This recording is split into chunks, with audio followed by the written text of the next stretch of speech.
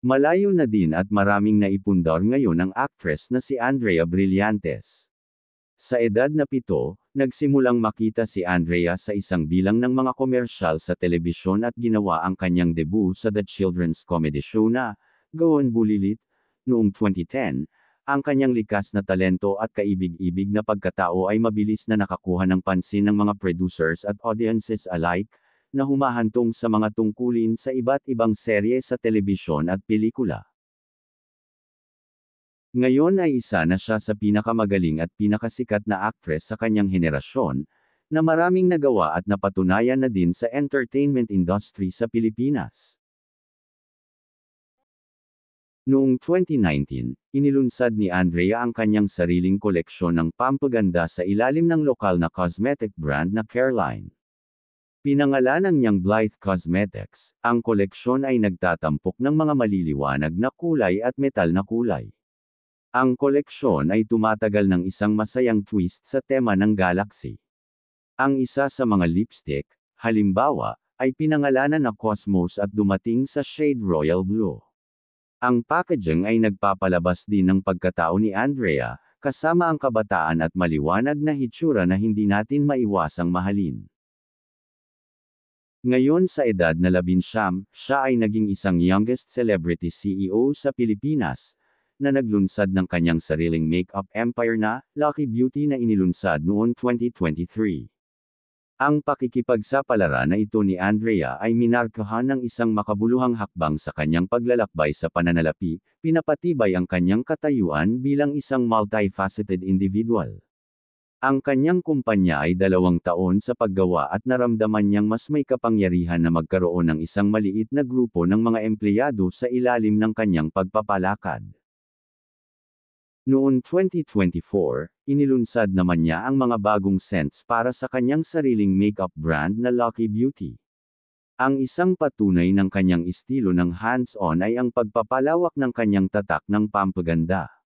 Ipinakilala ng Lucky Beauty ang 3 bagong pabango, lalo na ang Diary of a Lady, Stories for a Girl and Letters from a Woman. Ang lahat ng mga bote ng pabango ay nagkakahalaga ng ₱777 sa nangungunang mga platform ng e-commerce sa bansa.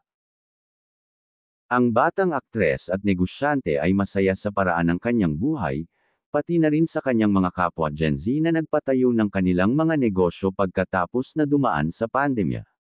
Sa edad na 21, alam ni Andrea kung ano ang nais niya, kasama na kung saan siya mamuhunan ng kanyang pinaghihirapan na pera.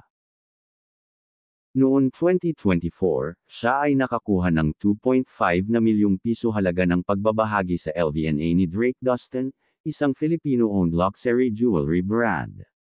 Ang pinakabagong pakikipagsapalaran ni Andrea ay nagpapakita na alam niya na ang isang karera sa entertainment ay maaaring hindi magpakailanman.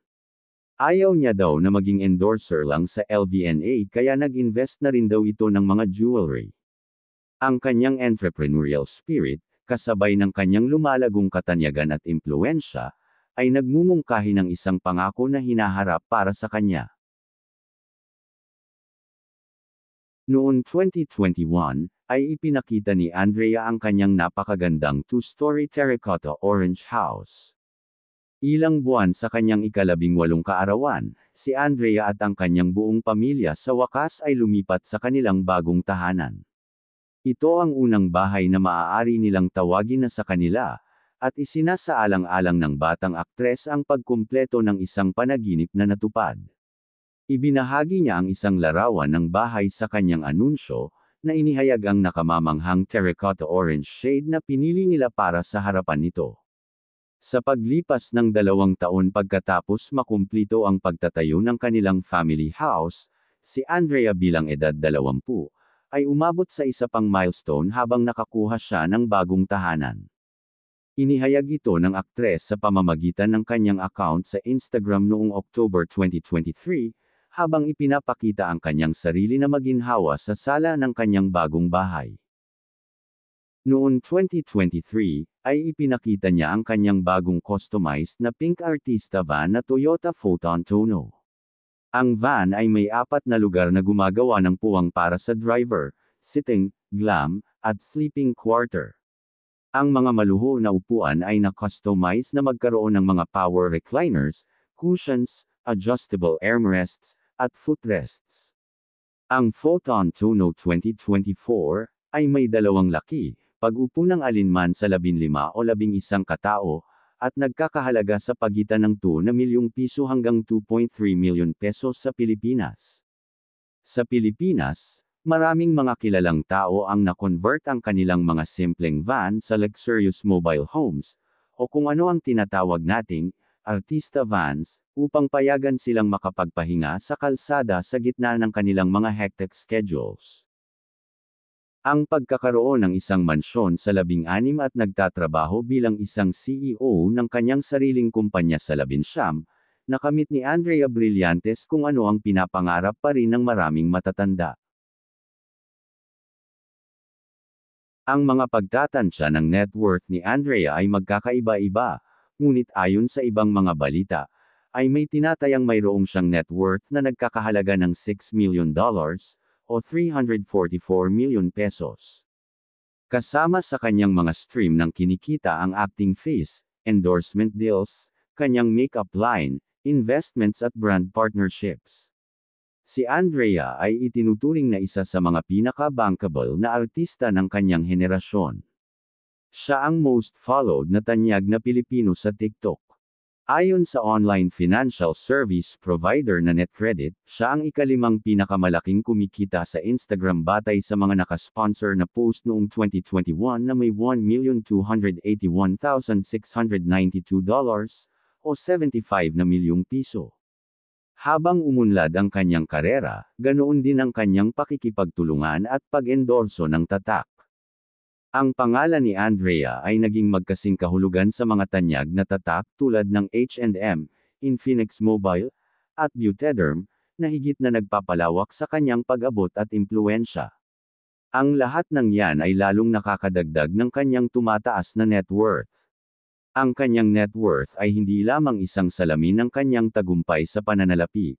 Ito ay isang testamento sa kanyang dedikasyon, pagsisikap, at kakayahang makamit ang kanyang mga talento. Bilang isang public figure, ang mga nakaraang relasyon ni Andrea Brillantes ay naibahagi sa social media para sa mga netizens na patuloy na mag-isip. Nauna na siyang nakipag-date sa kanyang on-screen partner noon na si Seth Fedillan mula 2019, hanggang October 2021 bago pumasok sa isang relasyon sa basketball player na si Richie Rivero, noong April 2022, kasunod ng isang pampublikong proposal mula kay Richie pagkatapos ng isang laro sa basketball. Tinapos ng magkasintahan ang kanilang relasyon year later noon May 2023.